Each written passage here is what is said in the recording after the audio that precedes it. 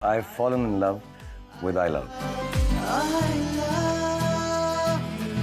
दिल बोले वाव.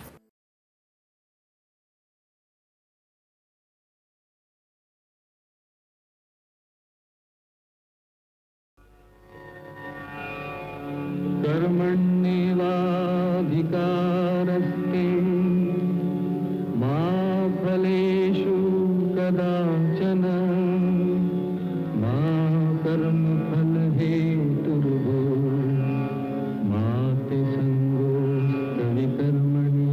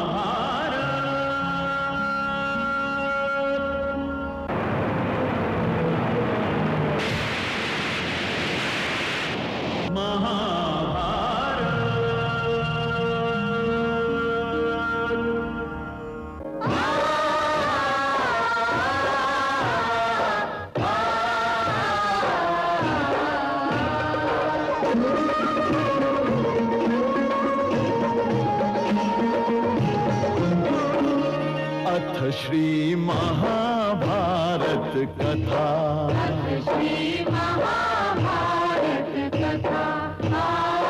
महाभारत कथा.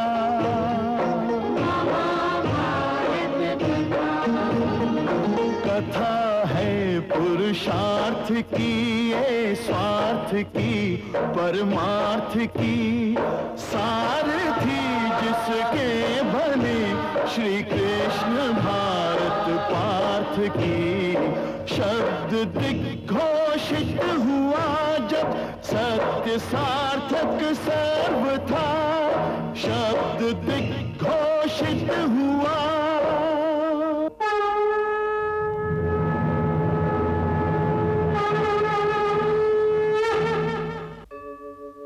यदा यदा हि धर्मस्य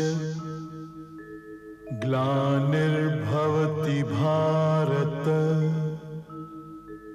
अभ्युत्थानम् अधर्मस्य तदात्मानं सृजाम्यहम् परित्राणाय साधूनां विनाशाय च दुष्कृताम् धर्म संस्थापनार्थाय संभवामि युगे युगे.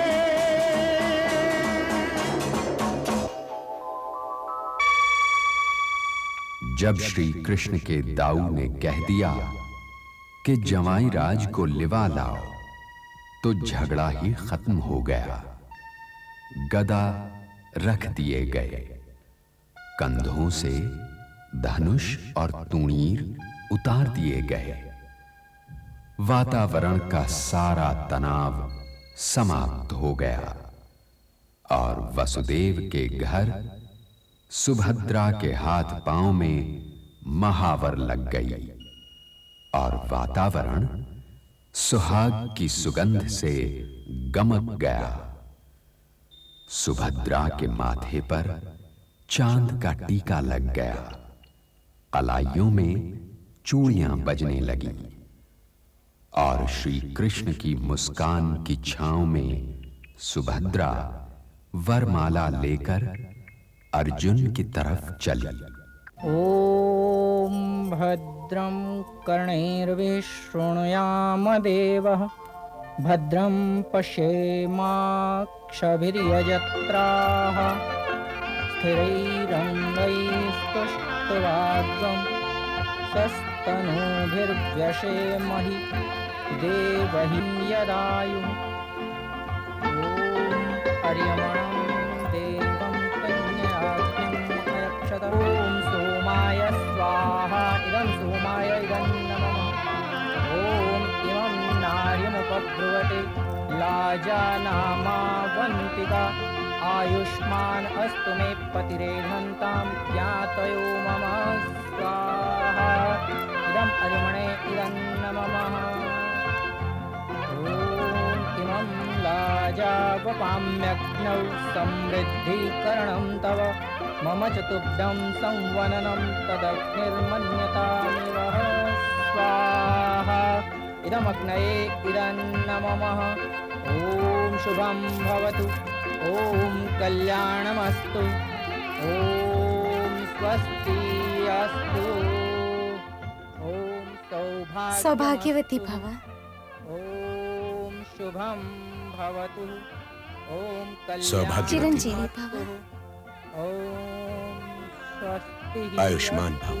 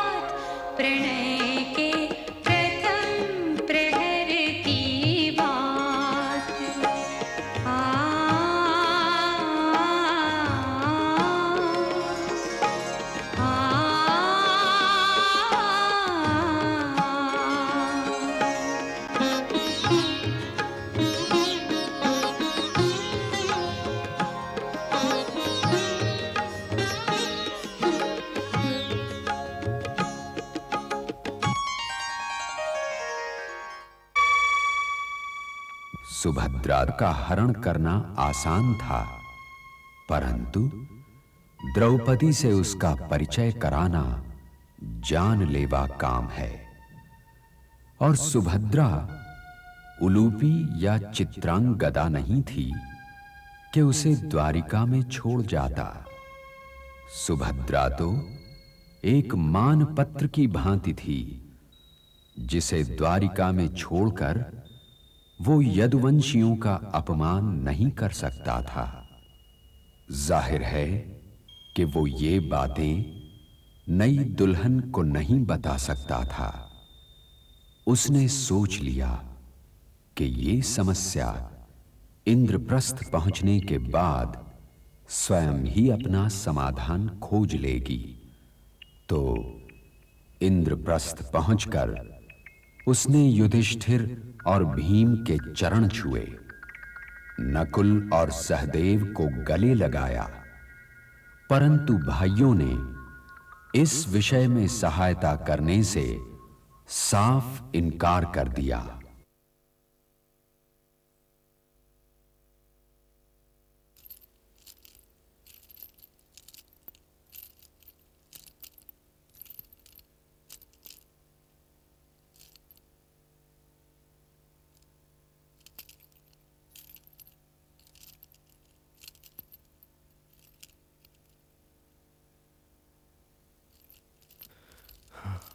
तुम्हारी समस्या गंभीर है प्रिय अर्जुन, परंतु मैं बीच में नहीं पड़ सकता। ये तो मैं भी सोच रहा हूं। हम आपकी सहायता कर भी क्या सकते हैं भैया? पितामह की सहायता लीजिए। उन्होंने तो आजीवन ब्रह्मचर्य की शपथ ले रखी है, तो वे भला वैवाहिक जीवन की समस्याओं में क्या सहायता कर पाएंगे? मेरे विचार में तो प्रिय अर्जुन, तुम अकेले जाओ द्रौपदी के पास, कदाचित उसी की किसी बात से कोई उपाय सूझे।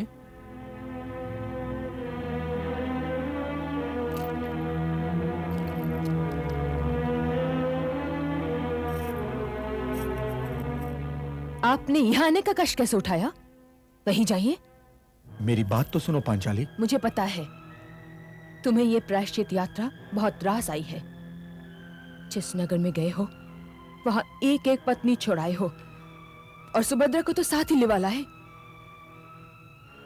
ओह कुंती पुत्र, जब दूसरी गांठ लग जाती है ना, तो पहली गांठ ढीली ही पड़ जाती है।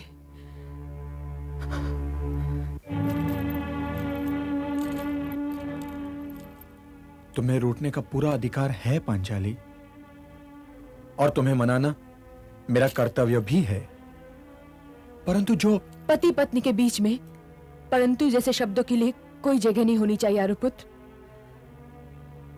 अभी जाइए, क्योंकि अपमान का जो विष आपने मुझे पिलाया है, उसने मेरे हृदय पर कड़वाहट की एक रेखा डाल दी।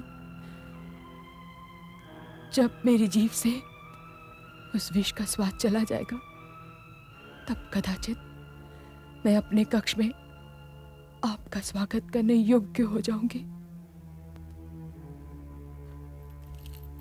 परंतु पांचाली,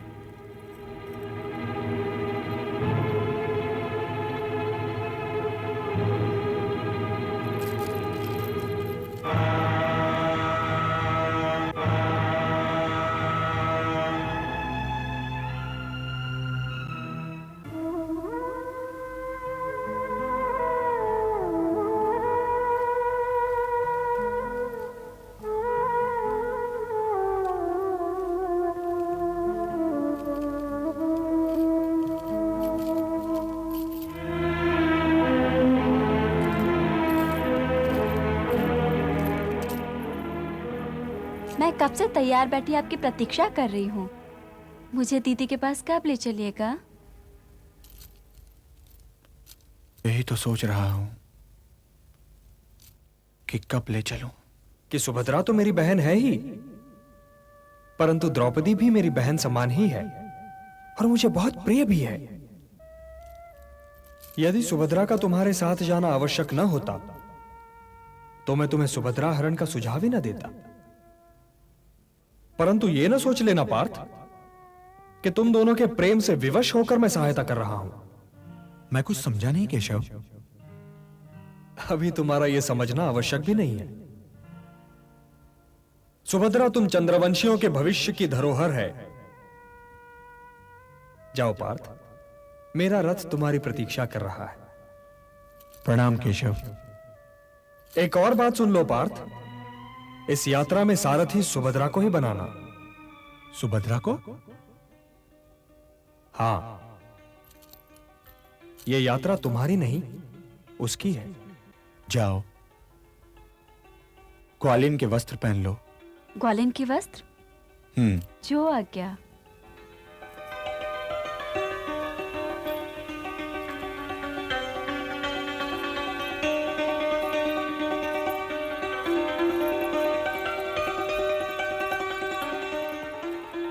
महारानी की जय हो। यशोदानंदन कृष्ण की छोटी बहन सुभद्रा महारानी के दर्शन की अभिलाषी हैं। तुमने ये क्यों नहीं कहा दासी कि रानी सुभद्रा आना चाहती है? क्या तुम नहीं जानती कि वो कौन है? जानती हूँ महारानी, परंतु उन्होंने अपना यही परिचय देने को कहा है। बुलाओ।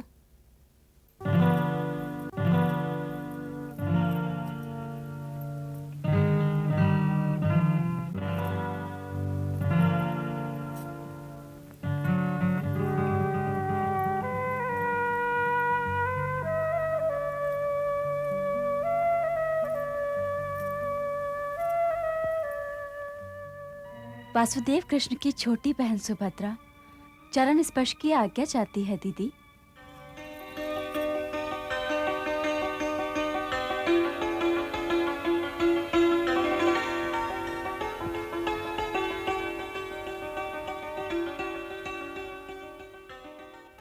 वासुदेव की बहन मेरी सौत नहीं हो सकती। मेरे भवन और मेरे हृदय में तुम्हारा स्वागत है चंद्रमुखी भद्रे। मुझे ना तो आपके भवन में रहना है दीदी, और ना ही आपके हृदय में। आपके हृदय में तो यूं भी बहुत भीड़ है। मैं तो आपके चरणों में स्थान पाना चाहती हूँ। मुझे अपने चरणों में स्थान दीजिए दीदी। कृष्ण की बहन मेरी बहन है, उसका स्थान मेरे चरणों में नहीं, सदैव मेरे हृदय में होगा। दीदी। गंगा यमुना सी मिली धाराएं अनमोल, द्रवित हो उठी द्रौपदी सुन कर मीठे बोल, सुन कर मीठे बोल। सुभद्रा के आ जाने से इंद्रप्रस्थ के चंद्रवंशी राजघराने की जीवन रेखा सुरक्षित हो चुकी है।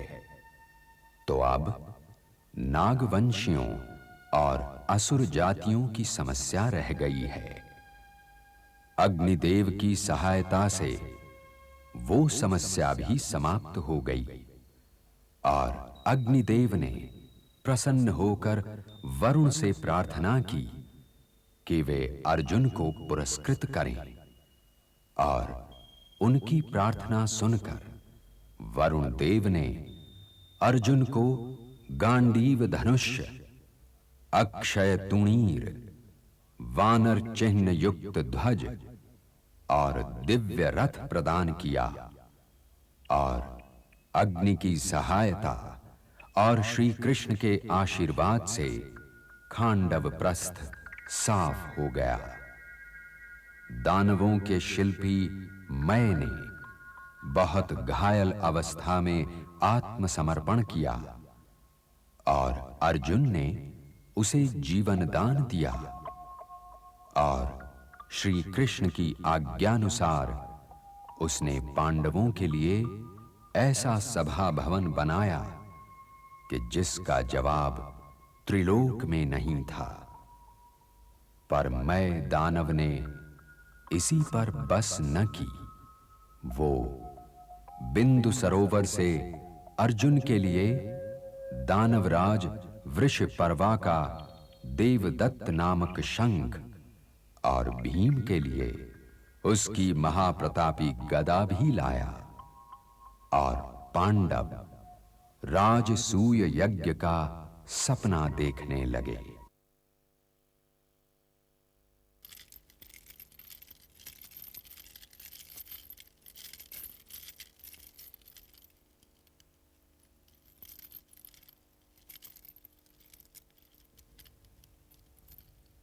आप किस सोच में पड़े हैं महाराज? महाराज नहीं वासुदेव, मुझे भाई कहिए। मेरे और आपके बीच तो राजमुकुट दीवार नहीं बन सकता, और यदि बन सकता है तो मुझे यह राजमुकुट नहीं चाहिए जो मुझे मेरे भाई से अलग कर दे। मैंने अपनी भूल मान ली भ्राताश्री, परंतु आपकी राजनीति शुद्ध है। आपके भाई आपसे कभी अलग नहीं होंगे। अब तो बताइए किस सोच में पड़े थे? मैं ये सोच रहा था कि नारद जी तो पिताश्री का ये आदेश सुना गए हैं कि मुझे राजसूय यज्ञ करना चाहिए, परंतु क्या ज्येष्ठ पिताश्री के जीवन काल ही में मेरे लिए राजसूय यज्ञ करना उचित होगा? उचित क्यों नहीं होगा? आप स्वयं तो अलग नहीं हुए हैं, आपको तो अलग किया गया है। स्वयं महाराज धृतराष्ट्र ने आपका राज्याभिषेक भी करवाया था। आप हस्तिनापुर के अधीन नहीं हैं। इंद्रप्रस्थ एक अलग और स्वतंत्र राज्य है और उसके राजा को राजसूय यज्ञ करने का अधिकार है। आपके राज्य में प्रजा सुखी है, इंद्र की कृपा से वर्षा अच्छी होती है, कोठार अनाज से भरे हुए हैं। जन समुदाय रात्रि के प्रहर अपने घर के दरवाजे बंद नहीं करते, क्योंकि चोरों का खटका नहीं। चोरी तो तब होती है भ्राताश्री, जब किसी के पास सब कुछ हो और किसी के पास कुछ भी ना हो, और आपके न्याय ने अपने राज्य में यह नहीं होने दिया। यात्री बेखटक यात्रा पर जाते हैं, क्योंकि राज्य के सारे मार्ग दर्पणों की भांति स्वच्छ हैं, उन पर ठगों की धूल नहीं पड़ती। राजकीय कर न्याय की मर्यादा भंग नहीं करते, आपके कार्यकर्ता घूस नहीं खाते। तो आज आपके अतिरिक्त राजसूय यज्ञ करने का अधिकार किसी और को है ही नहीं। सम्राट कहलाने का अधिकार तो केवल आपको है भ्राताश्री, केवल आपको। इसलिए राजसूय यज्ञ अवश्य कीजिए। परंतु क्या केशव? परंतु जरासंध, मित्र अर्जुन, जरासंध। आज जितने भी राजवंश चल रहे हैं वो वास्तव में या तो ययाति के वंशज हैं या राजा भोज के। आधुनिक काल के सारे राजघराने मगध नरेश जरासंध को समादर के पुष्प भेंट करते हैं। और यह भी एक आधुनिक सत्य है कि आज जरासंध से अधिक शक्तिशाली राजा और कोई नहीं। वो तो स्वयं चक्रवर्ती होने के सपने देख रहा है। चेदि नरेश शिशुपाल उसका सेनापति होना अपने लिए गौरव का प्रतीक मानता है और सदैव उसके सामने हाथ बांधे खड़ा रहता है। औरों को तो छोड़ो भ्राताश्री, स्वयं तुम्हारे पिताश्री के परम मित्र भगदत्त तक जरासंध के आगे सिर निउड़ाए खड़े हैं। तो क्या आप हमें मगध राज से डराने का प्रयत्न कर रहे हैं वासुदेव? नहीं भाई भीम, मैं तुम्हें केवल वास्तविकताएं बताने का प्रयत्न कर रहा हूं कि अपने मामा श्री पुरुजित के अतिरिक्त आज तुम किसी पर संपूर्ण विश्वास नहीं कर सकते।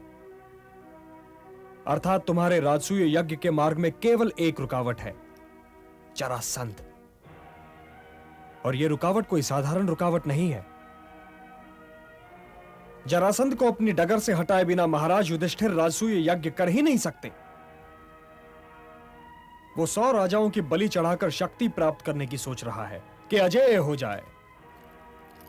और यह भी ना भूलो कि उस पर महादेव की कृपा है। यदि इंद्रप्रस्थ नरेश राजसूय यज्ञ करना ही चाहते हो तो उनके लिए यह आवश्यक है कि जरासंध वध करें और जरासंध के बंदी राजाओं को मुक्ति दिलाएं। और यदि आप यह नहीं कर सकते महाराज, तो आप राजसूय यज्ञ भी नहीं कर सकते। तो हम मगध पर आक्रमण कर देते हैं। रणभूमि में तो जरासंध को घेर लेना संभव नहीं है भीम, यदि उसकी सेना को पर्वत की उपमा दूं, तो आपकी सेना उस पर्वत पर एक चींटी की भांति दिखाई देगी। हर राजा चक्रवर्ती बनना चाहता है, परंतु हर राजा चक्रवर्ती हो तो नहीं पाता। तो क्या हम योग्य नहीं है केशव? मैं मित्र हूं, मेरी प्रशंसा से कुछ नहीं होगा। योग्यता तो तब सिद्ध होती है पार्थ, जब शत्रु प्रशंसा करने लगे। तो फिर तुम ही बताओ केशव कि हमें क्या करना चाहिए। माधव, क्या तुम या बलराम भैया या अर्जुन में से कोई भी जरासंध का वध नहीं कर सकता? यदि हम रणभूमि में जाने से पहले ये मान लें कि शत्रु हमसे बलवान है, तो हमें विजय श्री के दर्शन हो चुके। यदि वासुदेव हमारे साथ हों, तो मैं और अर्जुन किसी भी राजा का अभिमान चूर चूर कर सकते हैं। मैं तो आप लोगों के साथ ही हूं और सदैव साथ ही रहूंगा। हे गोविंद, तो चलिए, यदि आप हमारे साथ हैं तो फिर हमें किसी भी सेना की आवश्यकता नहीं। चलने से पहले 5 विषयों पर विचार कर लो पार्थ। जरासंध का अभिमान वो राक्षस है जो राजमुकुट खाकर अपना पेट भरता है। वो मलयुद्ध में अनुपम है। उसके बंदी गृह में 86 राजा पशुओं की भांति बंद हैं और वो महादेव पर उनकी बलि चढ़ाने वाला है। अब केवल 14 राजाओं की कमी रह गई है, और यदि उसने ये 14 राजा भी जुटा लिए तो उसकी पराजय असंभव हो जाएगी। जो उसे यह बलि देने से रोकेगा, स्वयं महादेव उसके ऋणी हो जाएंगे और मानव इतिहास सदैव उसका नाम आदर से लेता रहेगा। हे गिरिधर, भीम और अर्जुन मेरी आंखें हैं और तुम मेरी चेतना हो। यदि तुम तीनों को ही भेज दिया तब तो मैं असहाय हो जाऊंगा, और यदि स्वयं यम उसे नहीं हरा सकते तो तुम तीनों उसका क्या बिगाड़ लोगे। इसलिए मैं तो कहता हूं कि हमें राजसूय यज्ञ ही को भूल जाना चाहिए। कुछ भूल जाने पर मनुष्य का वश नहीं है महाराज। और भ्राताश्री, यदि हम राजसूय के विषय में सोचकर चुप रह जाएं, तो मानव इतिहास यही कहता रहेगा कि चक्रवर्ती महाराज पांडु के वंश में 5 कायरों ने जन्म लिया था। पराजय के भय से घर में बैठ के जीवित रहने से तो कहीं अच्छा है कि क्षत्रिय की भांति मृत्यु की वरमाला पहन ली जाए। आगे जो आपका आदेश। युद्ध नीति भी यही कहती है कि शत्रु के आक्रमण की प्रतीक्षा नहीं करनी चाहिए। रहा जरासंध की शक्ति का विषय, तो भ्राताश्री आप ही ने सिखाया है कि युद्ध में किसी ना किसी को तो हारना ही पड़ता है। इस युद्ध का परिणाम हम जानते हैं, या मगध नरेश हारेंगे या मगध नरेश जीतेंगे, क्योंकि हम दोनों के बीच में ही दोनों की ही हार या दोनों की ही जीत संभव नहीं है। मैं कायर नहीं हूं प्रिय नकुल, परंतु मैं राजा भी हूं, और राजा को कोई एक कार्य करने से पहले 2 बार अवश्य सोचना चाहिए। जरासंध की शक्ति का रहस्य क्या है जनार्दन? यह बड़ी अद्भुत कथा है। जरासंध के पिता राजा बृहद्रथ ने काशी की 2 राजकुमारियों से विवाह किया और उन्हें वचन दिया कि वो दोनों से बराबर प्रेम करेंगे। वे बूढ़े हो गए, परंतु कोई संतान नहीं हुई। एक दिन उन्होंने सुना कि गौतम वंश के ऋषि चंड कौशिक एक आम के पेड़ के नीचे बैठे हुए हैं। तो राजा बृहद्रथ ऋषि चंड कौशिक की सेवा में उपस्थित हुए।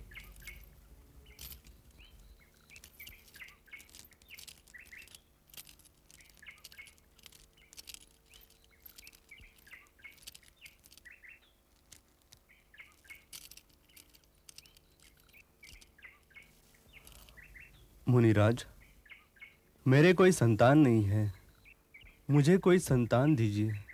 कृपा करके कोई उपाय कीजिए। हाँ मुनिराज, कोई उपाय कीजिए, मुझे संतान दीजिए। ये आम अपनी रानी को दे दो, संतान अवश्य होगी। धन्यवाद। ऋषिवर को दया आ गई और उन्होंने राजा को एक आम दिया। परंतु राजा ने उस आम के 2 टुकड़े करके एक एक टुकड़ा अपनी दोनों रानियों को दिया। तो 2 पुत्र जन्मे होंगे? नहीं, जब आम एक था तो 2 पुत्र कैसे जन्म ले सकते थे? दोनों रानियों के यहां आधे आधे बच्चे जन्मे, सिर से पांव तक आधे। रानियां भय से कांप उठी और फिर निराश होकर उन्होंने वो बच्चे फेंकवा दिए।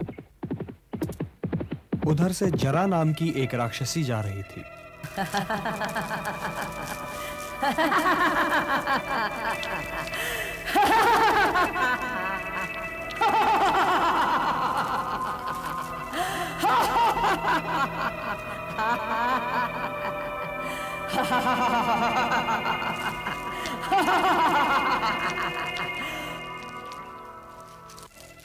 मांस के 2 टुकड़े देखकर उसने खाने के लिए उठा लिए। जबकि दोनों हाथ बज रहे थे तो उसने वो दोनों टुकड़े एक ही हाथ में रख लिए और वो जुड़ गए।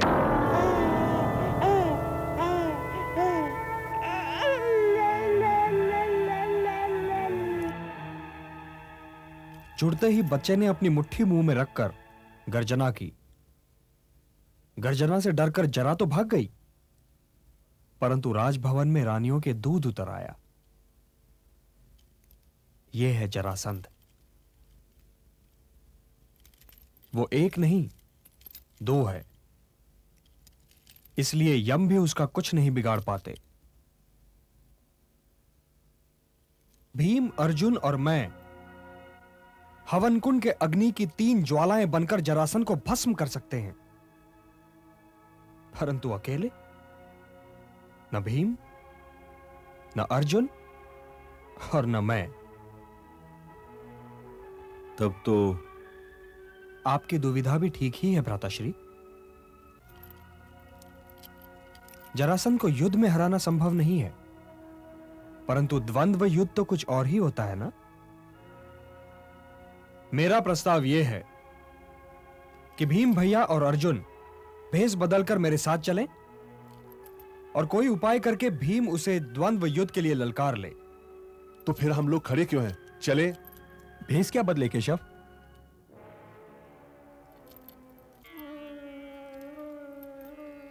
स्नातक ब्राह्मणों का भेष कैसा रहेगा?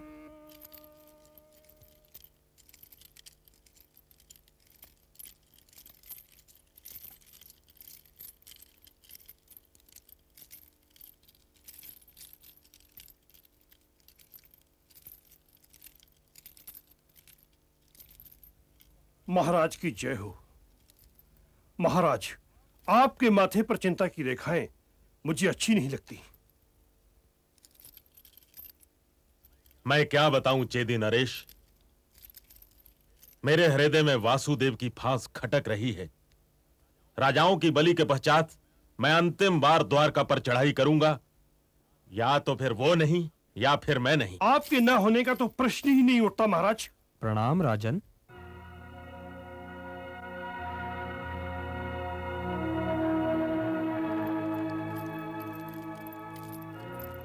ब्राह्मणों का स्वागत है। 100 गाय भेंट करता हूं, और हां, यदि कोई और इच्छा है तो बताइए। हे राजन, मेरे दोनों मित्रों का मौन व्रत है, आधी रात के उपरांत ही बोलेंगे। ठीक है, तो आधी रात के पश्चात ही भेंट होगी। महामंत्री जी महाराज। ब्राह्मणों के विश्राम का प्रबंध किया जाए। जो आज्ञा महाराज। आधी रात के पश्चात मैं स्वयं आपकी इच्छा पूरी करने आऊंगा। आइए।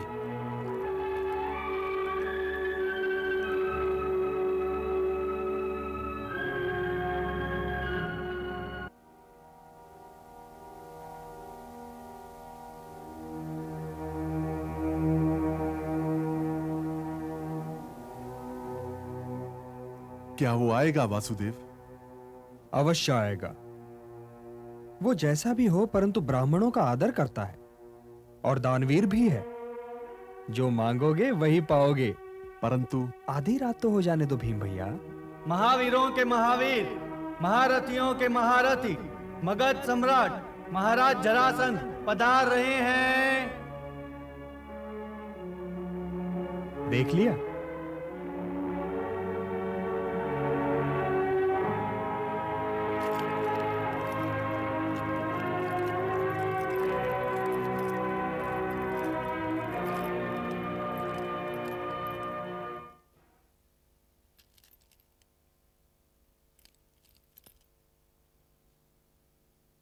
स्थान ग्रहण कीजिए।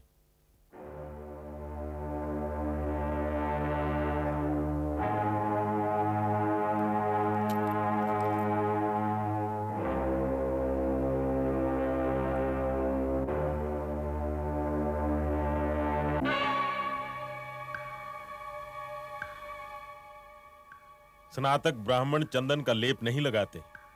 तुम कहते तो हो कि तुम ब्राह्मण हो, परंतु तुम क्षत्रिय हो। कौन हो तुम लोग? मेरे पास ब्राह्मण बनकर क्यों आए हो? समझदार लोग शत्रु के घर सामने के द्वार से नहीं आते, क्योंकि सामने के द्वार से तो मित्र के घर जाया जाता है।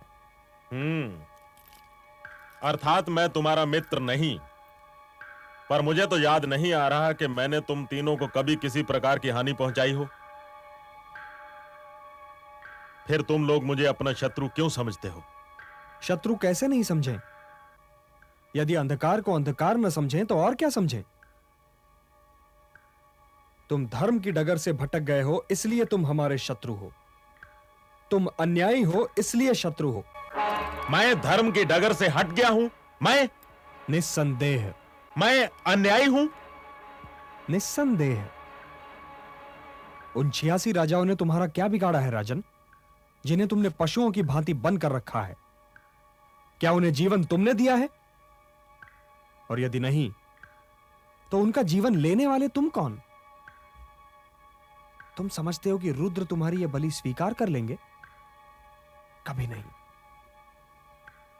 इसलिए हे राजन, अधर्म की डगर छोड़ो और धर्म की डगर पर आ जाओ, क्योंकि यही मोक्ष का मार्ग है। यह न भूलो कि जीवन में मृत्यु से बड़ी और अटल वास्तविकता और कोई है ही नहीं। और यदि तुम यह सोचते हो कि तुमने मृत्यु को जीत लिया है, तो तुम मूर्ख हो, मूर्ख। भाग्य भी व्यक्ति को उसके कर्मों की तुला पर तोलता है। राजन, क्षत्रिय के लिए युद्ध भी एक यज्ञ है, और इस यज्ञ के हवन कुंड में वो अपने प्राणों की आहुति भी दे सकता है। ब्राह्मण, भिक्षा मांगो, भिक्षा। और इससे पहले कि मैं भूल जाऊं कि तुम ब्राह्मण हो, यहां से चले जाओ। क्या चाहते हो तुम? द्वंद्व युद्ध।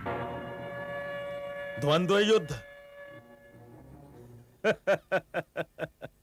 हाँ राजन, हम तीनों में से किसी एक को चुन लो।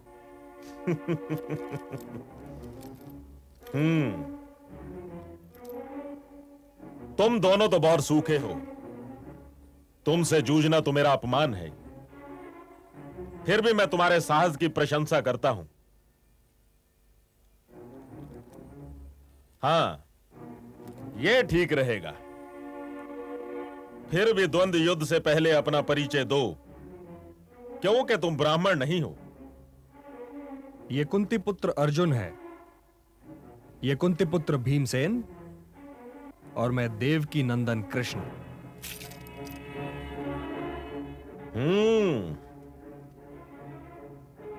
यदि पहले से मुझे यह ज्ञान होता कि तुम कृष्ण हो, तब भी मैं द्वंद्व युद्ध के लिए भीम को ही चुनता, क्योंकि द्वंद्व तो बराबर वालों में ही होना चाहिए।